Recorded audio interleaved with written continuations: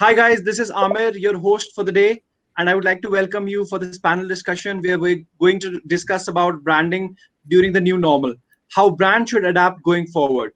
So today's event is brought to you by Designhill, which is world's leading creative marketplace that caters to businesses all across the world and helps them source high quality designers from professional designers and buy unique products created by independent artists. I would like to thank our guest speakers for today's event who have taken out the time and be here to help us build the brands during this new normal. So moving ahead, let me introduce you our panelists for today. We have with us Erika Heald. Erika is a content marketing expert and executive ghostwriter. As a consultant, she focuses on helping organizations define and document a content marketing strategy that drives lead generations and customer loyalty. Erika leads and grew high-performance content marketing team at Highwire PR, Anaplan, and Achievers. Hi, everyone. Also with us is Pam Perry. She's an award-winning communication professional. She teaches and mentors authors, speakers, and entrepreneurs on how to build a platform and attract major media and publishing contracts. Hey, this is Pam Perry PR. Okay, so with us is Ryan Foland. Ryan is a speaker, podcast host, and author who believes in simplicity and of simple being you. His 313 rated method is a process that uncovers core brand message. His award-winning book, Ditch the App, published by McGraw-Hill, shares the art of being perfectly imperfect. Ryan. Ahoy, everybody. Great to be here. And with us is Tamsen Webster. As a professional idea whisperer, Tamsen helps people find, build, and tell the stories of their ideas. She's a globe-hopping keynote speaker who consults with enterprises, companies like Verizon, Johnson & Johnson, and State Street Bank on how to get big ideas to have the impact they deserve. Tamsen. Hello. Delighted to be here. And finally with us is Zontee, who she's the founder of Brooklyn-based agency Media Wallery and head of strategy for the respected consultancy Convince and Convert, led by Jay Bear. She's one of the top ranks, top 50 influential content marketers, and her work has been garnered multiple awards, including several PR News Platinum Awards and a Forrester Groundswell Award. Zontee. Hey everyone, looking forward to a dynamic conversation. Same here. So thank you so much, guys, for taking out your time and joining us here today for this panel discussion. So before we start, let's give a quick look at what Designhill is all about. Need to get your parents off your back? Head to the world's #1 creative marketplace, Designhill. When I started my photography business, I needed something that said, this was more than just a hobby. It's not a hobby, Mom. That's why I went to Designhill and got an amazing logo super fast at a price I could afford. The process was easy using Designhill's logo maker. Just enter the name of your business, then pick out a number of designs that inspire you. I'll pick this one and that one looks cute. Then pick your colors or let the system decide. Add some more info like a slogan, the industry your business is in, and your budget. The logo maker, using machine learning and artificial intelligence, will design thousands of logo variants that you can choose from and adapt. In fact, I was able to get everything from business cards to t-shirt design and complete social media kit, all with the click of a button. With that, I'm all set. Now everyone I meet knows I'm a legit photographer. Even my mom. It's real.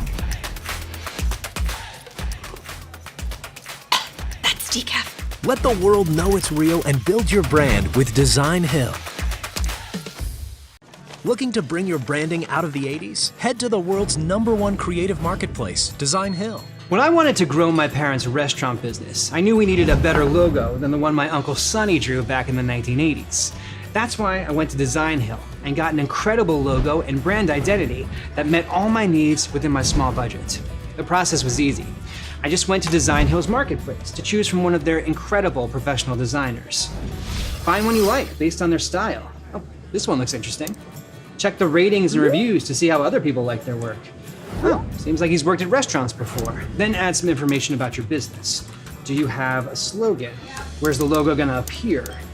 What colors do you need? Then your designer will get to work delivering you an incredible logo. You can even find an expert to design any kind of graphic design, from packaging to menus to t-shirts to business cards. I got everything. And now with the help of Designhill, I have everything I need to take my business to the next level and leave the 80s where they belong. It's real. Mom and Dad are so proud. Maybe we can open up a second location, or a third, or a fourth, or let's just go global. Let the world know it's real and build your brand with Designhill. We have lost Tamsen and Pam for a while. Guys, can you refresh your page, please, Tamsen and Pam?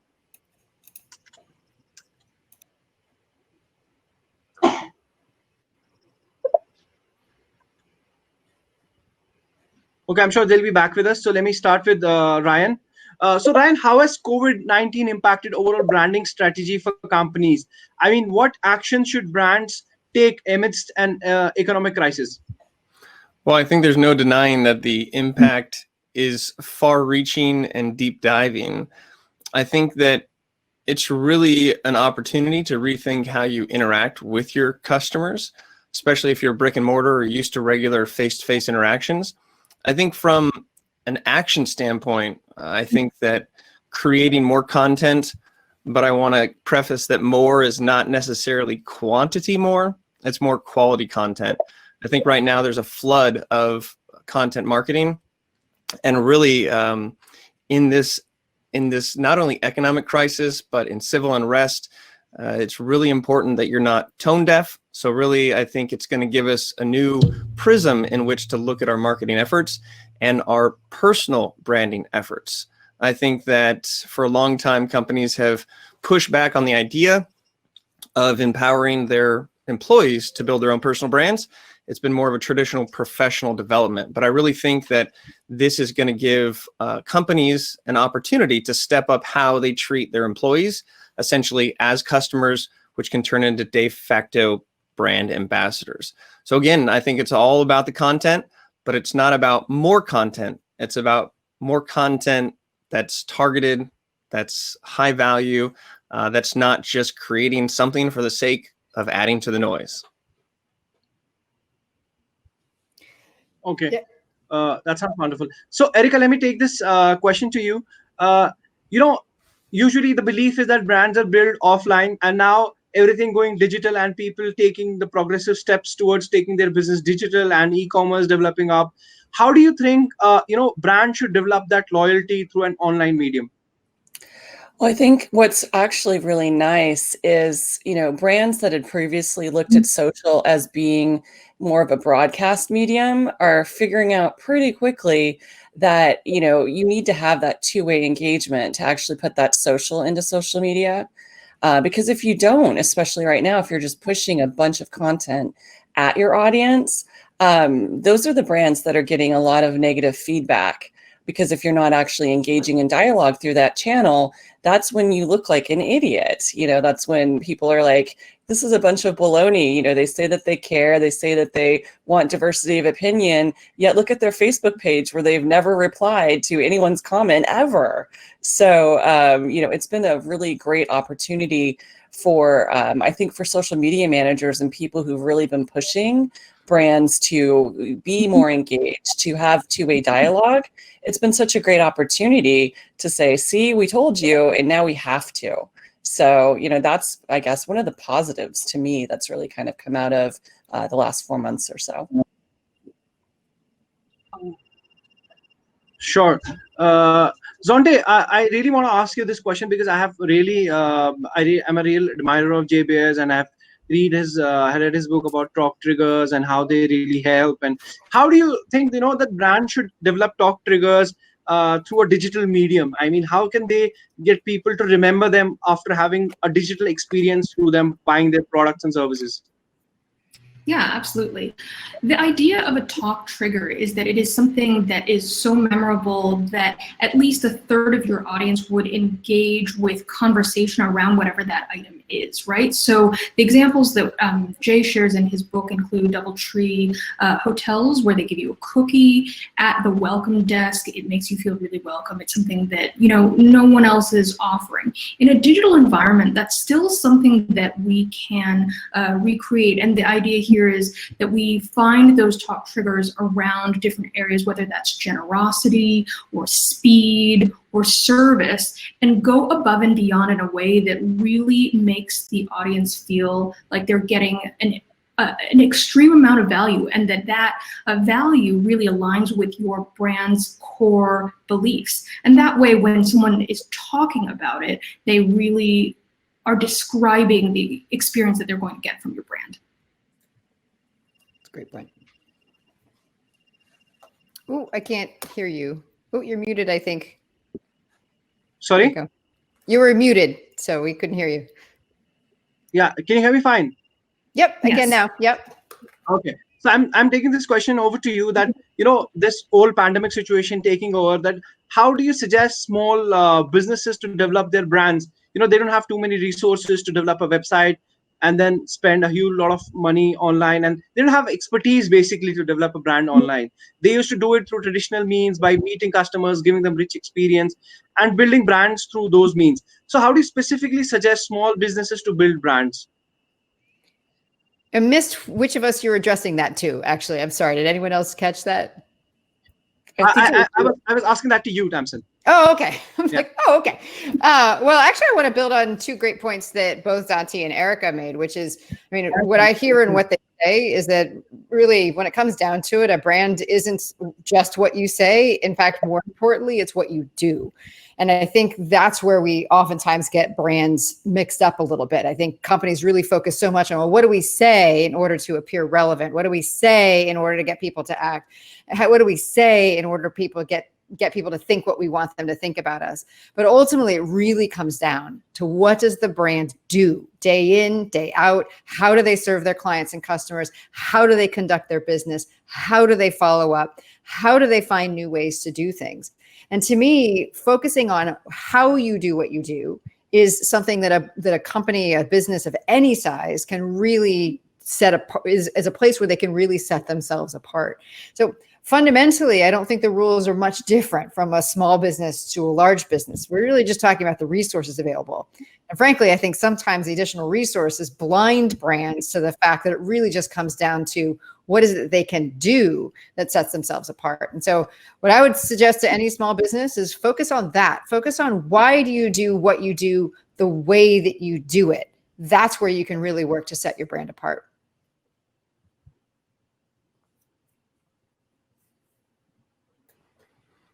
I think that's great. And just to chirp in real quick, something that you said about what versus how, what you do versus how you do it. There's also an importance in what you're saying and how you're saying it, really, which stitches into everything. So, you know, I'm always excited to see how these brands are communicating, and, you know, through engagement, through GIFs, through videos, through different mediums. So don't just think that you can put a message out there without really considering both the what and the how for what you do and how you're actually communicating it, which is a great opportunity for digital marketers these days.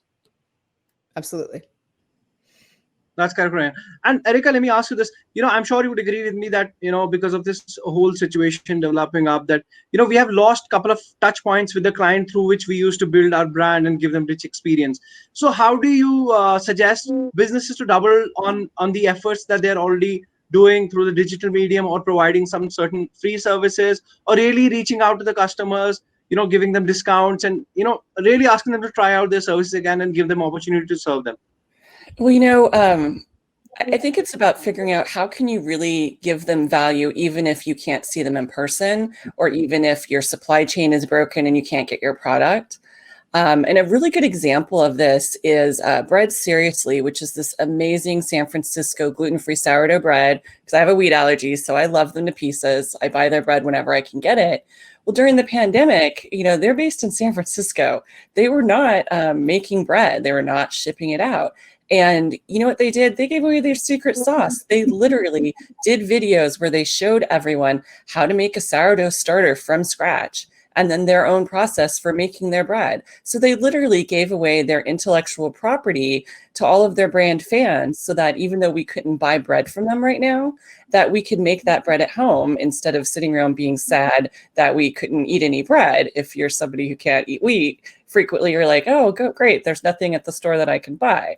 It can be very sad. So for me, as somebody who already loved the brand, I mean, they're permanently like, in my heart now, right? Because they took something that was very uniquely theirs, that was worth everything to them, and they shared it with me. And you bet that as soon as I've seen them in the store again, I stocked up because I'm like, I love them to pieces and I'm so happy to support them. So it's even thinking about like, what is uniquely yours that belongs to your brand that you can give away? You know, this is not the time to be cagey and to be thinking about profit. It's the time to be thinking about how can you really best serve your customers so that way when you're back and they're back, that, you know, they're going to be telling everyone how much they love you.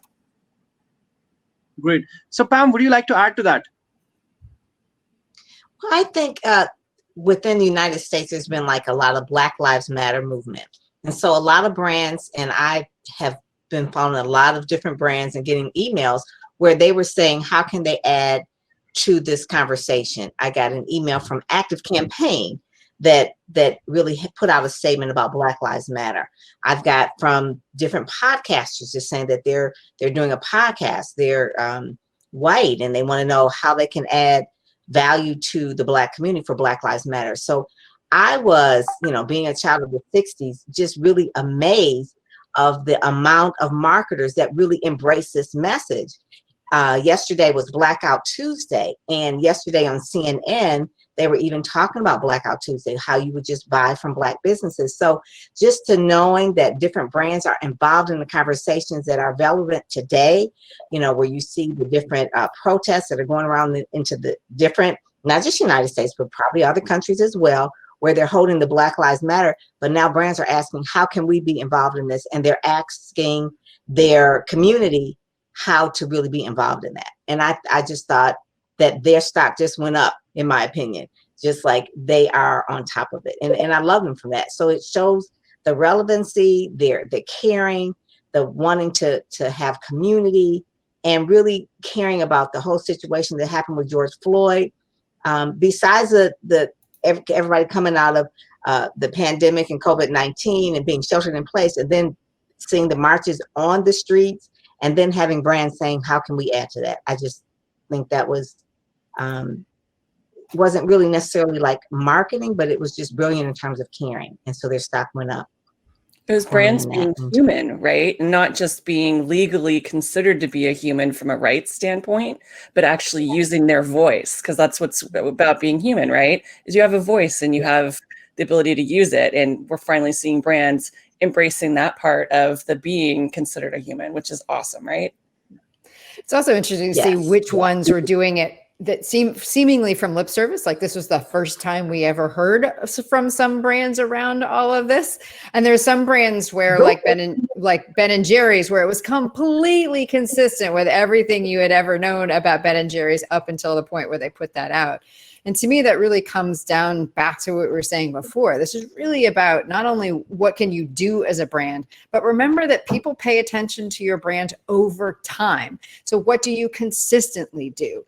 And so as tempting as it can be to say, hey, people are talking about X, or we're all in the midst of Y, don't sacrifice relevance for making sure that you're not revising what your core brand and what your core competency of your company is actually about, because ultimately that may just confuse people, and it may also ring untrue. It may ring false. And I think you can do just as much damage to your brand for being seen as paying lip service as for staying silent on something about which people really want to hear from you. Mm-hmm. That's correct. Yeah, Ryan, let me ask you this question. I mean, when a lot of some international happenings take place, or there is a situation anywhere around the world. Let's take an example of Australian bushfire or COVID-19. There's a thin line difference between brands exploiting that what's happening around, or some brands really being empathetic and reaching out to their audience through that means and really helping out. So how do brands maintain that difference by not being seen as somebody who's just riding on the situation, and instead of being somebody who's really helping out people in situations like these? I think it comes down to participating in a conversation. And I think that we've touched on this a few points about engagement, about your brand being long-term, that it's not just sort of a whack-a-mole, you're popping up to be an opportunist, to newsjack what's happening. And I think that conversation inherently has a dialogue. And so if you are just outbound messaging or leveraging hashtags or trying to hijack the conversation, I think that's where it becomes inauthentic. And I think that when you're actually asking questions and listening and trying to contribute to how you can participate, that's more of a listen first. And I think that especially in a time where the messaging can be so sensitive, it's okay to pause, to listen, to evaluate. There's something called social listening. So before you jump into a conversation, see what's actually happening. Before you go and retweet something, actually fact check to see if it's true. And I think a lot of brands are getting caught with their hand in the cookie jar, just trying to think that being involved in the conversation somehow is being directly like a positive correlation with their brand loyalty. But again, it's that idea of stopping and listening and not being tone deaf. Back to this human. I mean, my book is all about being human and being a bit vulnerable. And I think that it's okay for these brands to somewhat say, like, we're listening first. Like we're here to help understand what's going on. And once you get that feedback, even contacting some of your most loyal customers and asking their opinion of how you can get involved, I think it's really about knowing and stitching that back into your mission, vision, value, goals. So if it doesn't seem like it comes out of nowhere, I think that's going to be more authentic. And the final thing I'll say is that I really believe there's this movement towards people not necessarily wanting to do business with businesses. I think that people want to do business with people. And I think right now, instead of a standardized company message talking about X, Y, or Z, empowering your leaders, your executives, your top level managers down to your employees, letting them understand how they can participate in the conversation. Because when it just comes from the top or from the actual brand logo and there's not a face attached to it, then it's not going to be as as connective, I think. Okay, Pam, I'm sure you agree with Ryan here, and you would certainly like to add some more points to it based on your experience. So please go ahead. Yeah, definitely. When you said, Brian, when you said people want to do business with people. And I think one of the main things is that you can really have your PR person do your messaging, and that can go straight out from the CEO, and they have their talking points, but it doesn't seem authentic. And people can really see when a brand is authentic or not. They can really see through that. And so one of the things I think Tamsen said, that it can backfire if it's not authentic. And I remember seeing a Black Lives Matter thing. It just came out. And George Floyd had just got murdered. And I think one of the marketers had put out a thing that says, I didn't know all these things were going on. I didn't know that Black people were being killed by police. I didn't know. And he was authentic in that, the fact that he didn't know. And he offered, this internet marketer offered to do a video or a documentary to tell the stories. Well, there was such backlash in that. For one, that he didn't know that since 2014 up to 2020, there have been Black people killed all the time. And the fact that he was from Utah or whatever, and he just didn't know, it was like, before you put out there what you're going to do, let's do a little bit of Google search. It's like, that's how people say it. Like, so it just sent the Black community like over the edge. And it's like, okay. So he took the video down. It was very authentic, and it was so pure. But it was like, all you had to do was just check. And he even said that he was in Ferguson when the one person that was killed in 2014, and he didn't know in 2020 that this thing was still happening. So between 2014 and 2020, Black people felt like you didn't know about any other people between 2014 and 2020. So those are the kind of things where brands just, before you get out there with the message, even though it was authentic, at least have it run through a filter so that you're not attacked. That was bad. I feel bad for him because it was like, oh, all you had to do was just call someone and just it.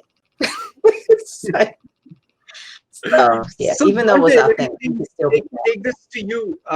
So what tone should a content strike in situations like these, and and really be empathetic towards people and sound very genuine? Yeah, I think that it's really key to, as Ryan and Tamsen both alluded to, elevate the voices of the individual people within your organization at a time like this so that we are speaking person to person. One of my favorite numbers to cite is from Edelman, and they show that people trust other people like them more than they trust a brand expert, more than they trust the CEO, more than they trust an industry expert. And people trust other people like them because they go through the same experiences that they do. So if you can showcase the people within your community who use your product, who are familiar with your brand, who are going through the same issues and telling the story of what they're going through from that point of view, what they've learned along the way, what they're facing, then people are more likely to engage with that content because it feels more relevant, more specific to them. And even as you are highlighting your brand experts, allowing them to speak from that more personal point of view in a more relaxed way, I think does demonstrate a higher level of empathy and humanity within the content itself, even if you're sharing advice, even if you're sharing content. Just all of us here today, right? You can see our backgrounds, what our home offices look like, all of that, and it makes you feel more connected with who we are as individuals rather than, having a more artificial experience to it. Zontee, just real quickly to add to that, one of the things that I talk about a lot is that people don't really care about your success story, whether it's a company or whether it's an individual, right? They might be enamored by your success, but they're more interested in how they see themselves in your story. And so they're more interested in how they see themselves in your customers. And they're more interested to see, if you see somebody who was on the cover of Forbes magazine, the editors are asking them the difficult questions of how they went through the struggling times and when things went wrong. So we can't forget that when things go wrong, and they are going wrong right now, is a great way to be honest about how you and your family and your customers and people are dealing with it, because that creates this sentiment of like, oh, they're actually going through the same thing. And again, just remember, nobody cares about your story of success.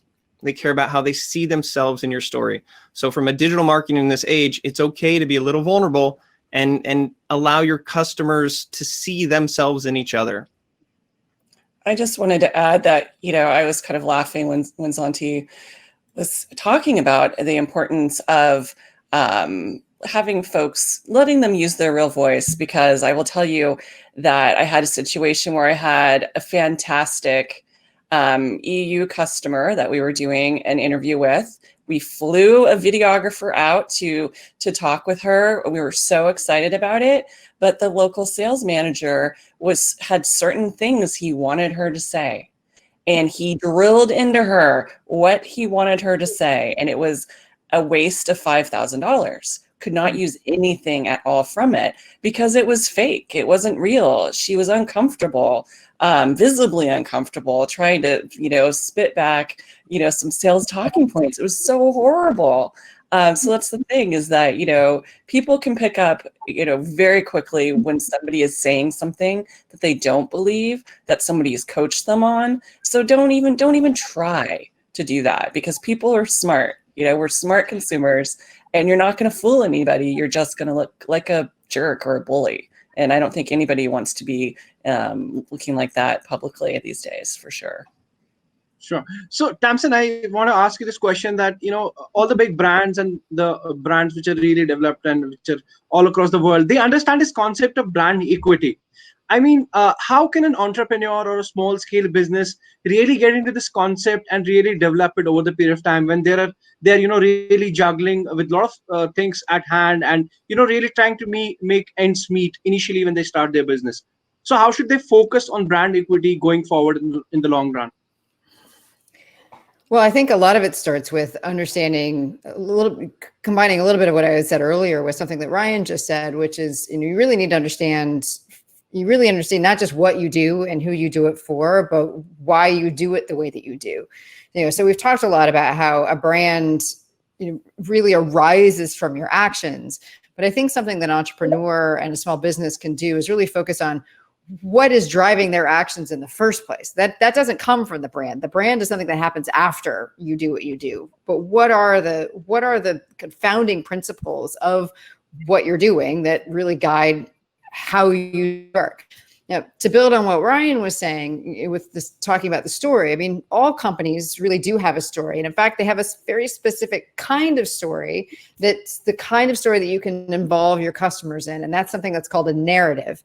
And that's a story that's still in process. That's a story that's still being built. And so if you can really think through for your own company, who am I serving? What questions are they asking that I or my product or my service are a real answer for? Importantly, and this is important for differentiation, how do I look at the world differently? How is it that most people think about that problem? And how do I or we think about that problem? What are some of the foundational values and beliefs driving why we see the world that way? What are some of the beliefs about why we feel our answer, our approach is the right approach? And really, how can we look at and define our approach as different and distinct from what else is out there? When you're able to set that apart and define it for yourself in the first place, is a really early stage of how you think about your business, and then way before even you market, you've actually built the elements of how you can then market in a really effective way, because then you can talk to your audience in the form of a story that they recognize. Do you have this question? Well, we can answer that question. Do you experience this problem? Here's how we see that problem. Do you share these values? So do we. You see why why we think this is the right approach? Well, that's what we can do for you. That kind of established narrative and then a way to talk about it to your customers is something I think that regardless of the platform, any kind of entrepreneur or small business, that's an investment in how they run their business that can make a big, big difference down the road. Okay, I think what Tamsen is trying to say is that you need to have a premise to a story, because I was just reading a white paper recently, and it mentioned, like, in today's world, it's a digital economy, and there's a Me Too brand movement that, really, people can just copy your first mover's advantage and turn it into a fast mover advantage, and you can really be lost in a amount of time with big money put behind the new brand. So having a specific USP is not a key factor for your growth anymore. So as you rightly mentioned, Tamsen, so it's all about having that premise, behind your story. I mean, what you really deliver, which is a unique in itself, which goes beyond the unique selling proposition that you have. So Tamsen, really great points there. So I would request Erika to add more to that how can brands build that premise, not just the big brands who are already struggling with this, but also the small scale brands and the entrepreneurs. How can they have this clarity of mind right from the beginning? It starts with actually talking to your customers, your prospective customers, the people who chose not to be your customer, and really understanding, what they're looking for and how they're seeing you. I think we've all been in the situation at one time or another, whether you're in-house as a marketer or doing freelance or consulting work, where you ask people about their ideal customer and they tell you something. You're like, okay, fantastic. And then you ask for some data and you take a look at the data and you're like, so you told me that your ideal customer is an HR director or a CHRO, yet all of your customers are actually CFOs. Do we understand how those are two very different audiences? So having that clarity about who your customer actually is, because you've spoken to those people, to me, like, if you haven't ever done that, you can't even start to have your brand story, because you don't get to decide who you are. You have an idea about who you want to be, but it's what you put out there and who connects with you and how you make them feel, how you make their lives better. That is what really builds your brand. And if you never talk to customers and you just think that you know who you're selling to, I just don't see how you can be successful with trying to build any kind of a brand narrative. That's such a great point, Erika. I mean, a brand exists in between. I mean, Erika said this. It's, there's what you put out there, and then there's what happens when what you put out there meets the audience that you're trying to reach. And it's such an excellent point. If in order for you to close the gap between what you're hoping to have, this aspirational brand that you have, and your actual, that comes down to absolutely talking to your audiences, your customers, your potential clients, and looking at how you as a business actually act over time. It comes back to really fundamentally looking at the strategies and practices that you have in your business, not just your marketing, because we've said it all before, but it doesn't matter. It doesn't matter just what you say. It really does come down to what do you do consistently over time. And that's a process of paying attention to what you put out there, what the reaction is to it, and then how you as a company react and adapt to it. And its importance.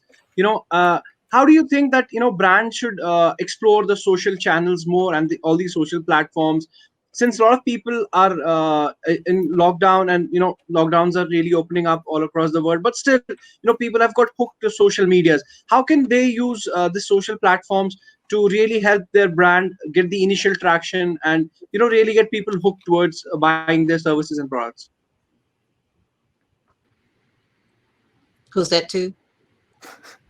That's to Ryan. Ryan, can you hear me? Yeah. No, Ryan, I can. I didn't know that it was directed towards me. So yeah, it was for you. A lot of times we talk about social channels, and I'm going to answer that question. But one thing I don't want people to forget about is the value of keeping in touch with your customers through their inbox. Now, I've been scared of having my own newsletter for years, and I've been gathering emails. And I made a decision about 10 weeks ago now to finally launch my own newsletter. So let's not just get caught up in it all being about the social media channels, because people are getting overdosed and people are reducing their amount of screen time, but they're still checking their emails. So I've designed a newsletter, comes out every Thursday. It's called 3 Things from Ryan. It's something to listen to watch, and to see. And I've found that that's a really great way to sort of, everyone's going right. Don't forget that you can also go left. Now, specifically to social media, I look at it in three different realms. One is presence. If I go to your Twitter account, when was the last time you tweeted? The next is going to be engagement. As Erika said, when I look on your Facebook page, have you replied? And then the third element I see is growth. And that's sometimes investing in ad spend, that's doing a following campaign, that's really trying to grow your accounts. So I think that people get confused and overwhelmed when it comes to leveraging social media. Obviously, there's just so many channels. Now there's this and then that, and it's like squirrels and shiny objects. But if you look at the platforms that your company can get the best connection with your target clients to, ask yourself, do I have a presence here? What is my engagement, and what am I doing to grow it? And if you look at these 3 filters on each of the platforms, you don't have to be all things on all platforms. You're going to go crazy trying to do that. But maybe you pick your primary platform and your secondary platforms, but then you say, look, on Facebook, I'm not going to necessarily be super engaged, but I'm going to be present. And here's what my engagement looks like. So I look at those 3 levers, because otherwise, we could talk for hours and talk about strategy, just get lost in the minutia. So are you present? Are you engaged? And how are you planning on growing? I think when you break it down to those 3 elements, you can come up with a strategy that works. And the reason why social media strategy oftentimes doesn't work is because you have a boss who's going like this. I want you to get on that social media thing. I want you to just leverage social media. Ready, go. And then the person's sitting there like, well, what does that mean? There are so many different accounts and so many different things. And they go, well, just figure it out. So what I tell people to do is ask themselves, what platform should you be on? What does presence mean to your boss? What does engagement mean to your boss? And what is the funding that they have to help you grow? So you go back, okay, I figured it out. Tell me what platforms you want to be on. How active do you want us to be? What does engagement look like? And how much do you have to spend? Based on that information, I can come back and go, okay, it's going to take me this amount of time.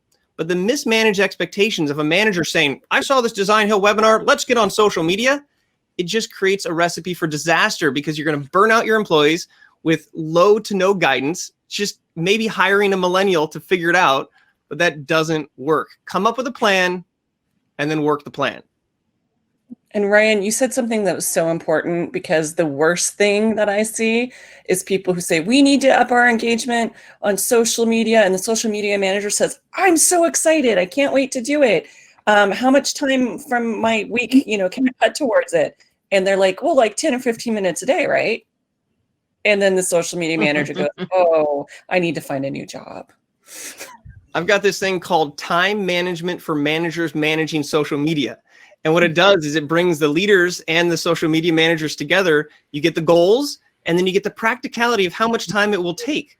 Because if you want it to be done, you have to allocate the time. And if that means other things are going to fall to less priority. So it's all about priorities. And this is a time for leaders to clearly communicate what the goals are, not just go do that thing or be on social.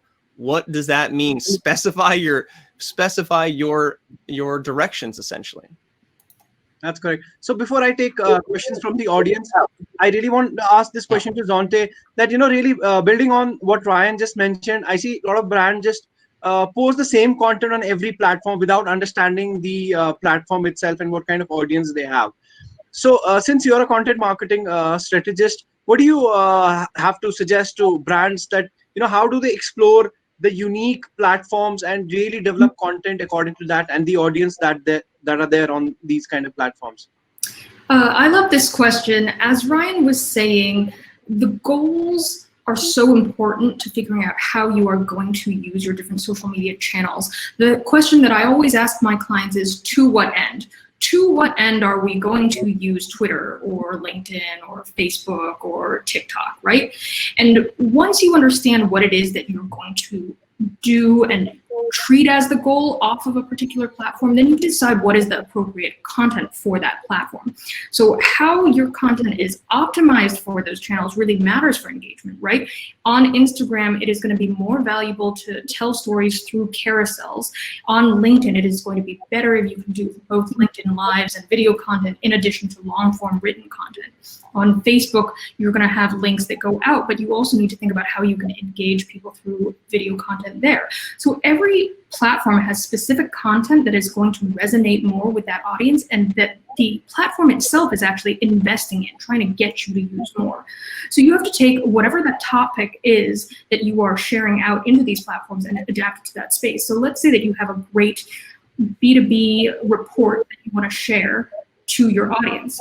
Well, maybe we do an Ask Me Anything on Facebook Live to share it with that audience. Maybe we turn it into 5 talking points in a LinkedIn post for that audience. Maybe on Instagram, where we have a more aspirational audience, what we actually do is we feature 3 customer stories that relate to the points that we make in the report.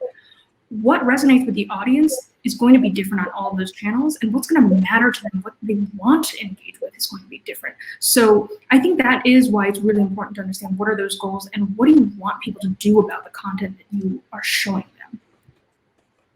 Okay, great. So Pam, let me ask you this question from our audience here. Tom is asking us, how would you suggest that nonprofits position themselves as unique compared to other nonprofits and fundraisers that are out there, especially at this space seems to be flooded with so many worthy causes? So how can a nonprofit organization create a brand specifically online and during the situations like these? Pam, would you please answer to that? Yeah, I will. So one of the things that work with nonprofits, a lot of them, and they are online. So like Brian said, they have a presence and they have engagement, but I would say do a little bit of a pivot from online and go to traditional media, radio, TV, magazines, and print. Okay, that hasn't gone away. It's still here. And that's one of the things what we call earned media. So you have something that your nonprofit is doing that's really a good cause worthy. It's what they call a good human interest story. It's good news. People need good news in this pandemic. So those are the things. Pitch to your local newspaper, pitch to a columnist, pitch to your television station, pitch to podcasts, but go away from so much like on the social media, but actually have like one big story, maybe a month, even if it's in your daily newspaper. That will make such a big way to position you. So now you can say, as seen on ABC affiliate or CBS affiliate or that sort of thing.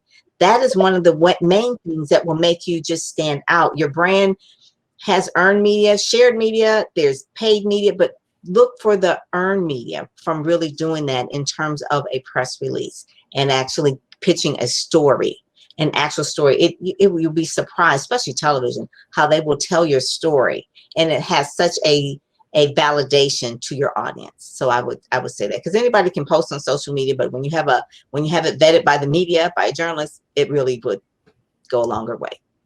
Okay, Erika, to add more value to what Pam just mentioned for our audience, could you please explain the concept of owned media, earned media, and purchased media, and how can an entrepreneur shift these balances over the period of time? Initially really banking on the owned media, and then really doing some great work out there, and really earning that media, and then spending when it comes to that, spending and buying and purchasing the media. Could you please explain these concepts for our audience? Well, I'm really lucky because my friend Jenny Dietrich developed this thing called the peso model, and she just updated it in January to really give people more of a strategic framework around how you can actually take your paid, earned, shared, and owned, and really emphasizing how these all need to work together. People can get really fixated on any one of those areas.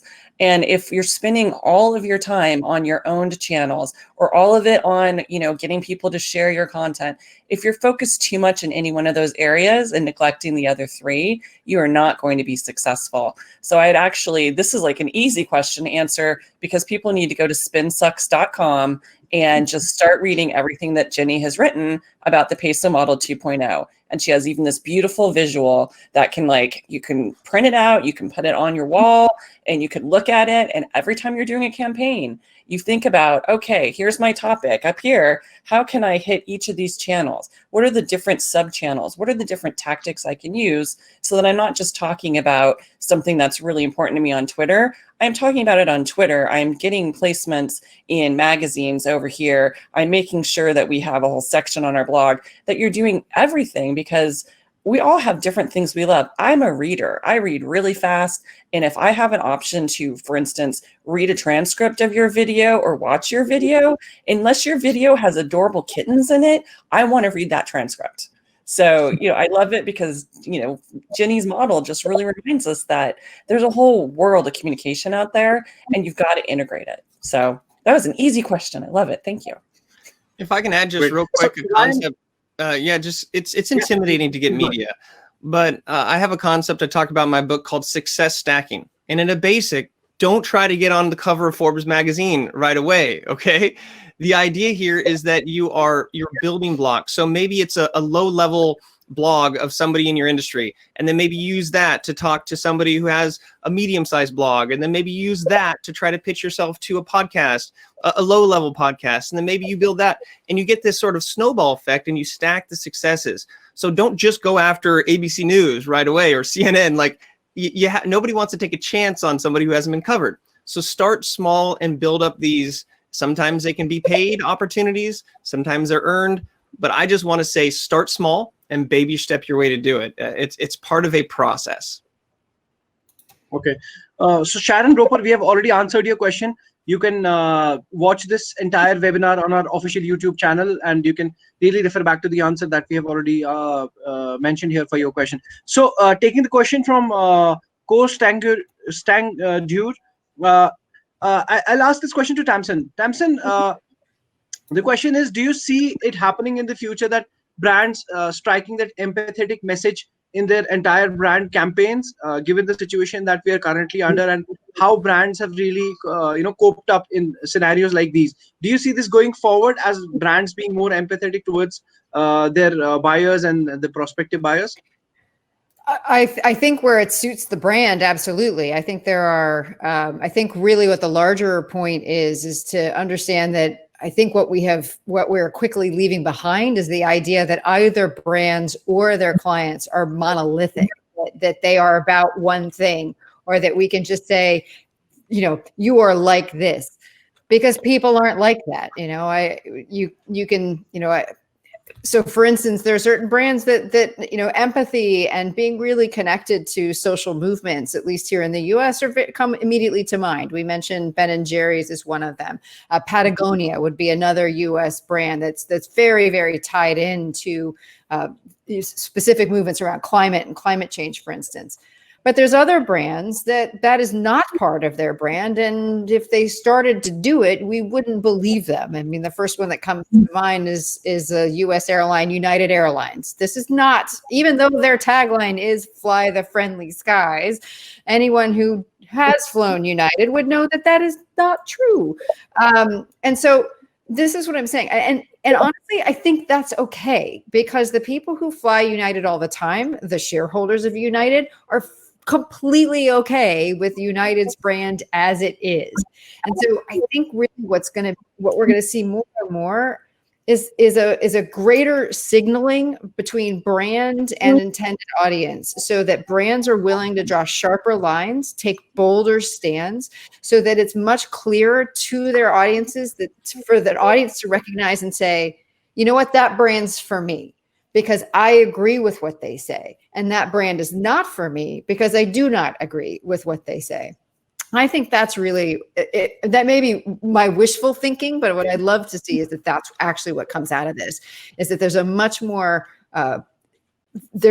greater willingness to be specific about who you're for, what you offer, and why that connection is valuable to both of you. Okay, wonderful.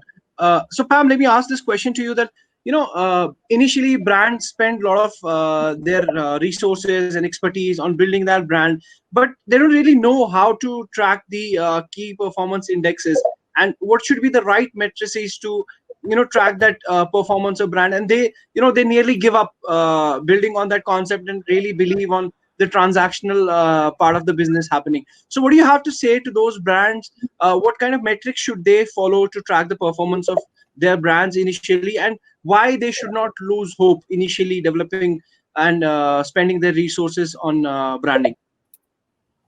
Yeah, a lot of times brands want to do what they see other brands doing, their competitors are doing.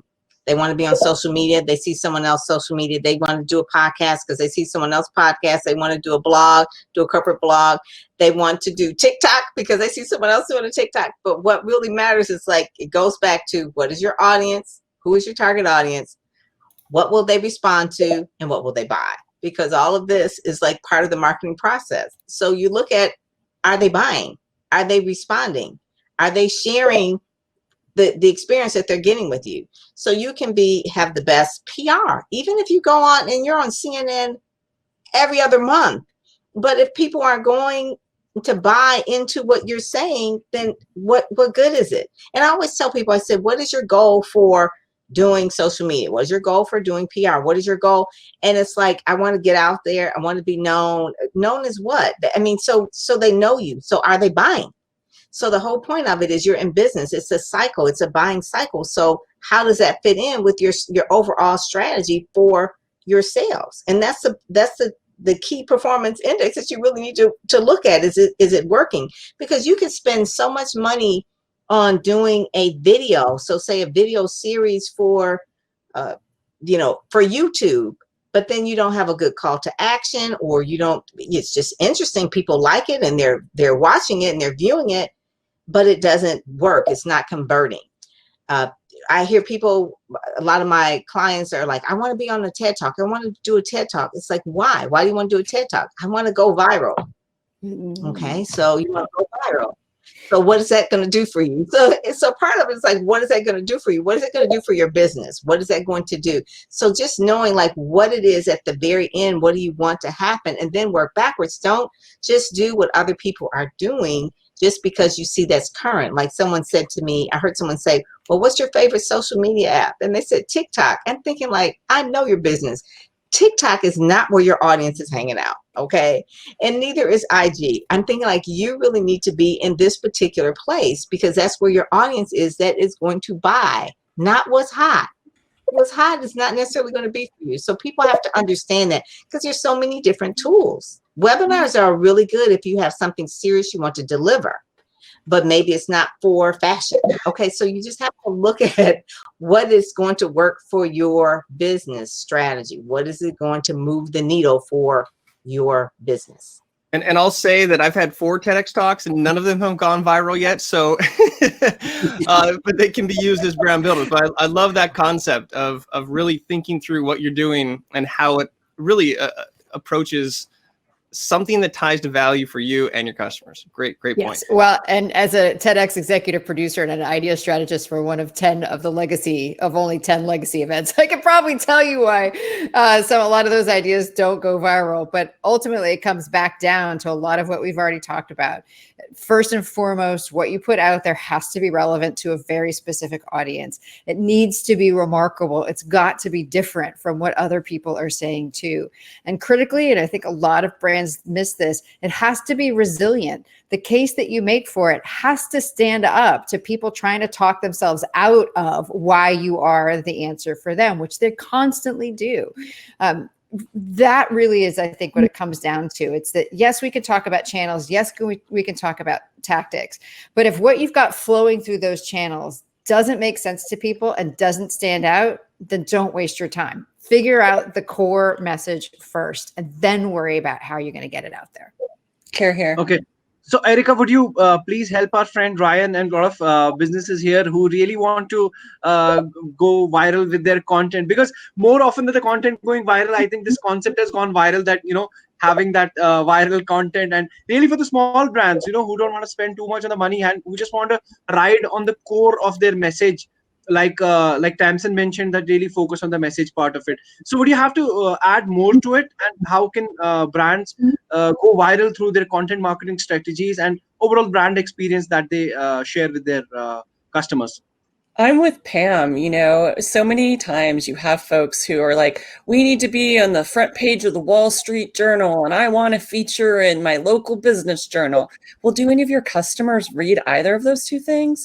Maybe if you're selling to CFOs or to, other local business owners, it's like, are those your audiences? So to me, it's like, what does your entire market look like in the first place?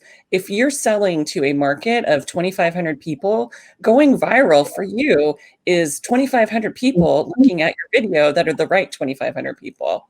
So for me, I think it's that know your audience, understand where they are and who they are and how many of them there are. Because otherwise you're going to be beating yourself up, being like, oh, I only have 10,000 followers on Twitter. It's so terrible. But if you live someplace and your market is your local area, 10,000 followers on Twitter might be your entire customer base. Why do you care if you're reaching people that will never buy from you? Maybe it makes you feel good, but there are other things you can do to make yourself feel good, and that is not the purpose of marketing. All right. I'll just chirp in real quick. Somebody said, what's the starter package for a brand, especially if you're on a budget? I talk about the 4 V's. Vision. Actually know where you want to go. You'd be surprised how many people want to build a brand and they have no idea what they want to do with it. So clearly get a vision. Second is understand your voice. Are you into videos? Make videos. Do you like podcasting? Make a podcast. But you don't have to do them all, but find what your voice translates to.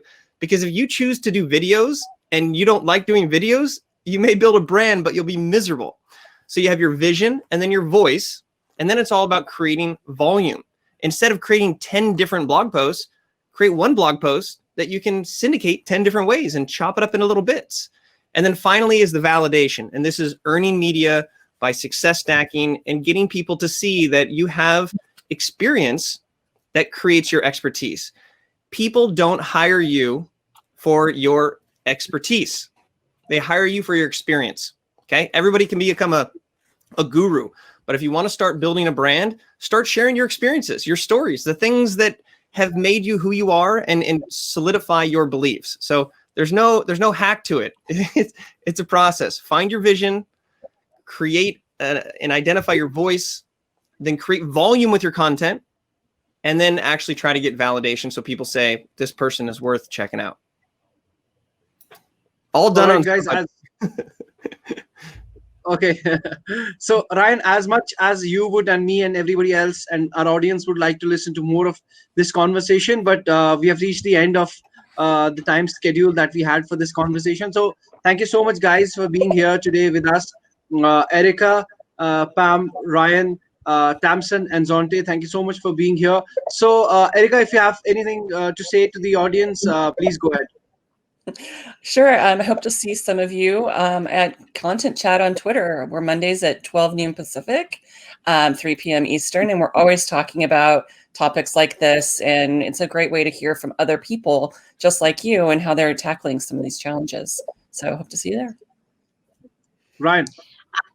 Yeah, I would say it's great to be in the company of such powerful women here, and I think that we should all really not be tone deaf, and that's pay attention to what's happening, try to incorporate inclusivity, diversity wherever you can. And at the end of the day, successful people are not doing what everyone else cannot do. Successful people are doing what everyone can do, but not everyone does.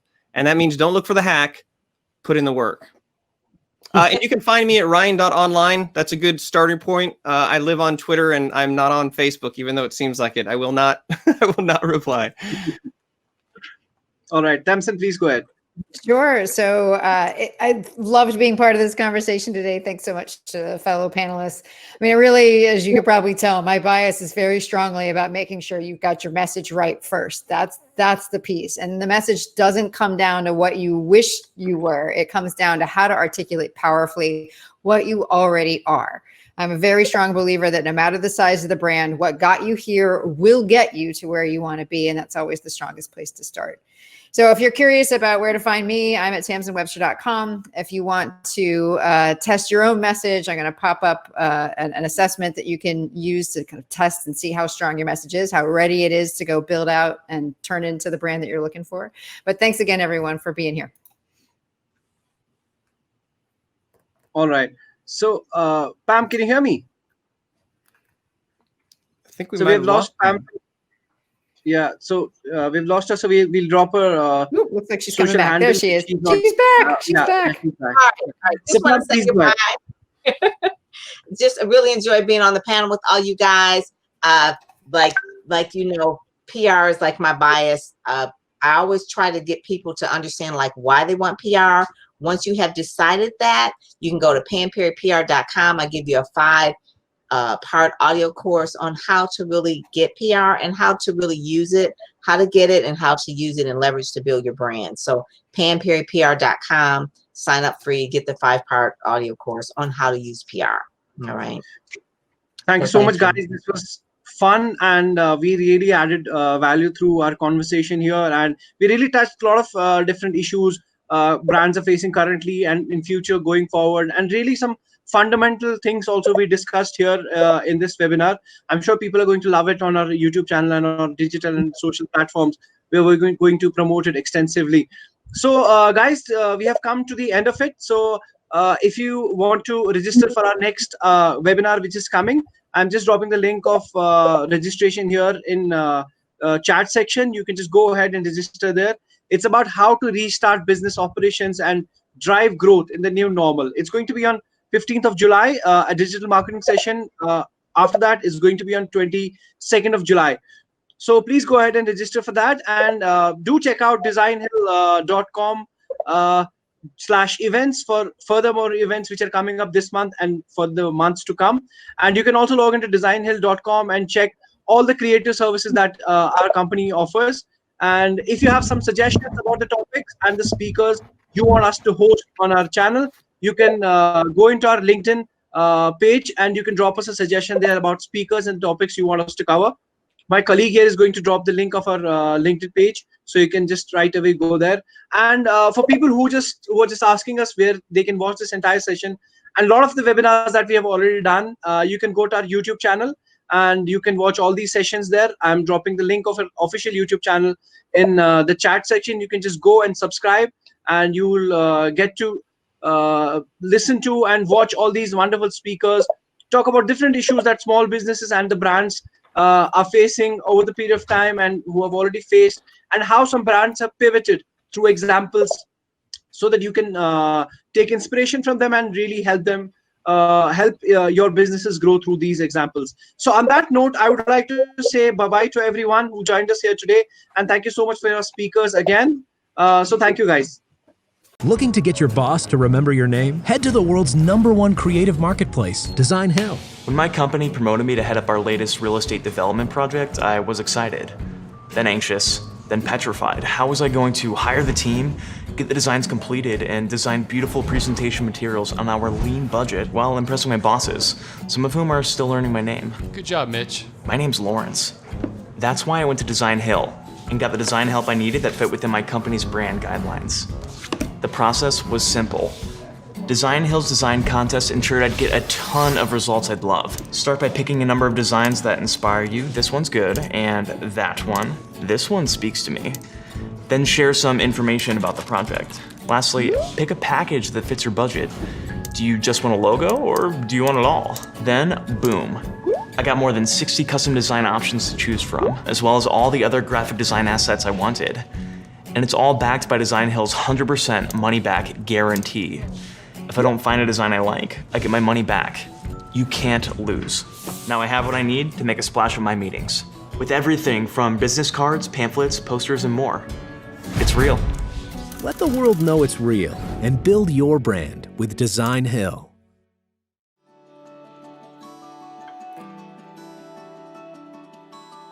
Clarematics is a full-service video agency based around video production. We created a brand that fit our identity at the time, but as we've evolved as a company, we found that that original brand didn't quite fit our aspirations anymore. Finding a partner to rebrand your entire company takes a lot of time and effort. Finding Designhill was an incredible lifeline. Designhill offers a money-back guarantee. If we don't like any of the designs, we get all of our money back. The stuff that we ended up with were well beyond what we had been seeing on other creative services platforms. After creating a simple design brief by answering some questions created by Designhill, we posted, and within a few days, we had over 250 entries. Designhill's platform made it easy to communicate with all of the potential designers. Eventually, we picked a winner. In addition to a logo, our designer also created a letterhead, business cards, and banners for all of our social media platforms. With Designhill's help, we now have a brand that meets our aspirations. We're ready for the future and everything that it's here to bring.